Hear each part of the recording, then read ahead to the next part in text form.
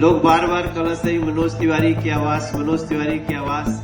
असल में ये पूर्वांचल आवाज के सालीबानी की ये कार्यक्रम ए आवाज पे हो रहल बा।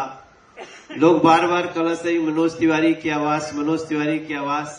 असल में ये पूर्वांचल आवाज एकरा के आज से आप लोग करेक्ट कर ले जा कि दिल्ली में एगो पूर्वांचल आवास बाटे, वो ए घड़ी 24 मदर टेरेसा क्रिसेंट बाटे। तो इसको एकरा के आप लोग पूर्वांचल आवास ही समझल करी जा। एजिंगा कबो कोई आ जाई तो दाल भात चोखा मिल जाई। पीछे किचन बाटे ओकर व्यवस्था चलता। और हमरे यहाँ कोई भी आवेला तो ओकरा के गेट के बाहर रख के नहीं पूछाला, वो पहले गेट के अंदर आवेला। ये इंस्ट्रक्शन बाटे सबके न कि अगर कोई आवे तो पहले गेट के अंदर ले आवो। एगो कमरा बाटे जना में 100 लोग बैठेला, एगो कमरा बाटे जहां 15-15 लोग बैठेला। तो और हम जब दिल्ली में रहीला तो हमेशा कोशिश करीला कि 9 बजे सुबह से 11 बजे तक, सैटरडे संडे छोड़ के, सैटरडे संडे हम थोड़ा सा क्षेत्र में जाए के तैयारी करीला। तो ये नाते आप लोग कभी भी ये पूर्वांचल आवास पे आ सकेली, अपन बात रख सकेली।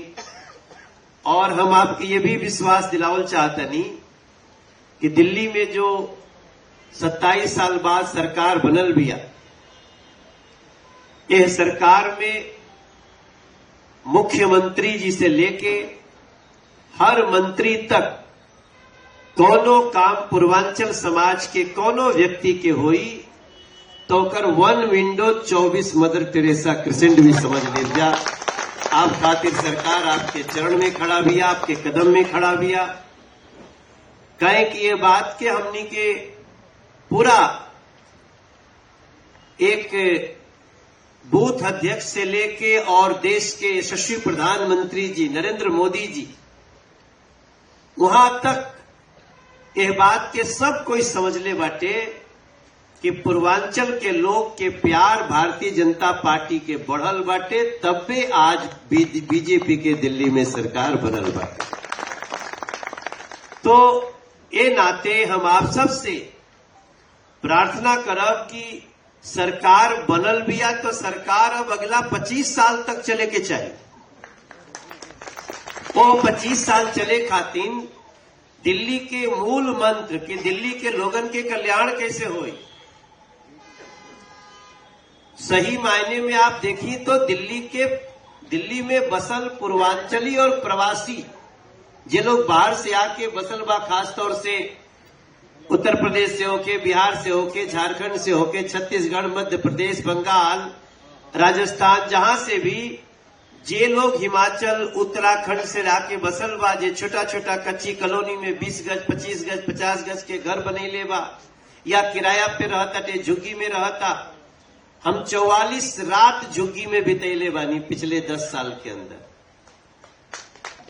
और 1-2 घंटा नहीं, शाम के 7 बजे जाइला और सुबह 10 बजे 11 बजे वहां से निकलीला और दौरान 5-6 कार्यक्रम होला। तो जब सब कुछ व्यवस्था देख ली जा तो पता चलल कि झुग्गी में रहे वाले लोग मैक्सिमम किराएदार लोग बाटे। आज भी 1200, 1500 रुपया, 1800 रुपया में वहां झुग्गी किराया पे बाड़ी सब।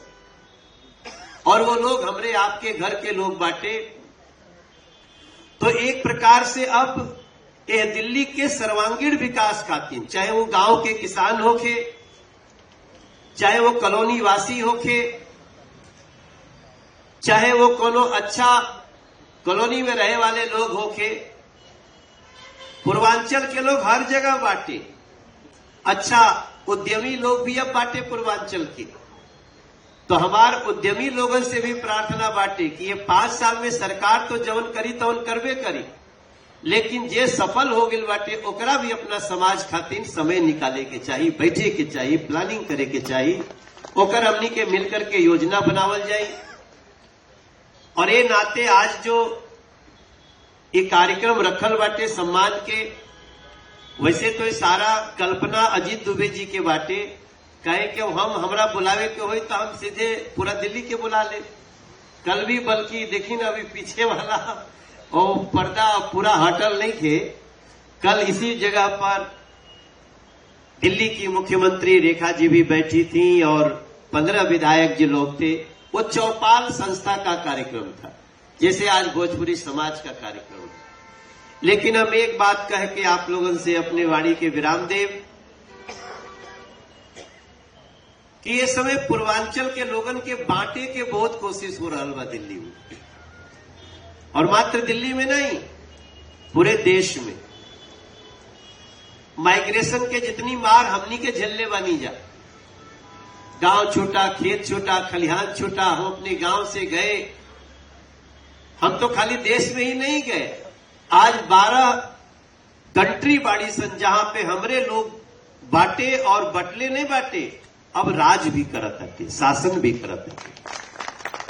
अब मॉरिशस हो, सूरीनाम हो, फिजी हो, गयाना हो, त्रिनिडाद टोबैगो हो, ये सब जगह पे यहीं से गए हुए लोग अब सरकार बना रहे।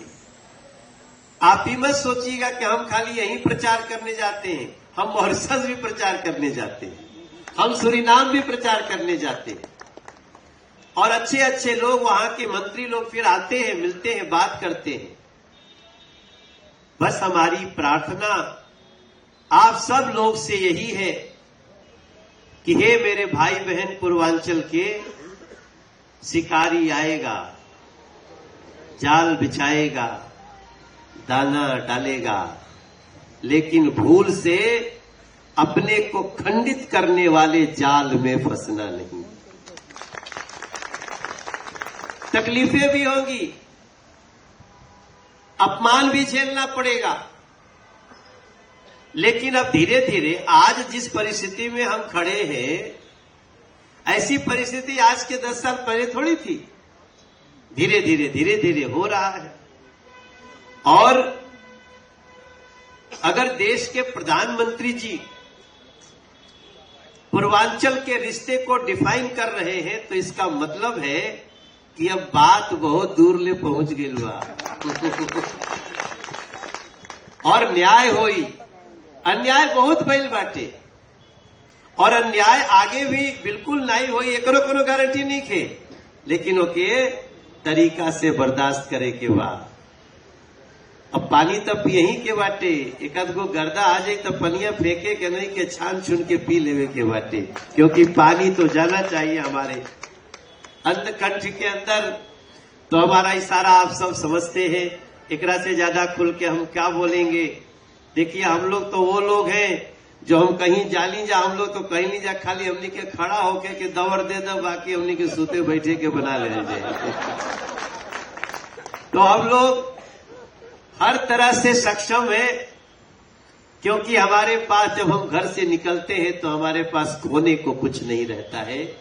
लेकिन अब समय है दिल्ली को सजाने की, और हम आपको विश्वास दिलाते हैं कि आपकी जितनी समस्याएं होंगी उसको इस 5 साल में दूर करेंगे। इस दिल्ली की अपनी सरकार के साथ आपको बिल्कुल चिंता करने की आवश्यकता नहीं है। समस्याएं बताइए, एक फोरम पे लाएंगे, भोजपुरी समाज जैसी संस्था आएगी, मिथिला महासंघ जैसी संस्था आएगी, और भी सारी संस्थाएं। इस समय सबको एक हो जाना है, और मैं तो कह रहा हूं कि पूर्वांचल अपनी जगह पे एक हो, बाकी भी जो अलग अलग संस्थाएं हैं उनको भी एक होना चाहिए, क्योंकि दिल्ली के साथ सबसे बड़ा अत्याचार जिन्होंने किया है, उस अत्याचार के बाद उन लोगों की नजर लगी होगी कि क्या दिल्ली को ये लोग ठीक कर सकते हैं। हम दिल्ली को ठीक ही नहीं, दिल्ली को दुनिया की बेहतरीन राष्ट्रीय राजधानी बना करके देंगे सर। हमारी योजना बहुत बड़ी है, बस इस योजना में आप सबका साथ चाहिए। आगे जो 5 साल का ये उड़ान है, इस उड़ान में हम सब एक साथ मिलके एक दिशा में, और अपने देश के यशस्वी प्रधानमंत्री नरेंद्र मोदी जी का साथ देते हुए अपनी सारी शक्तियों को बटोर के चलेंगे। यही हमार प्रार्थना बा, यही हमार निवेदन बा। और एक बार पुनः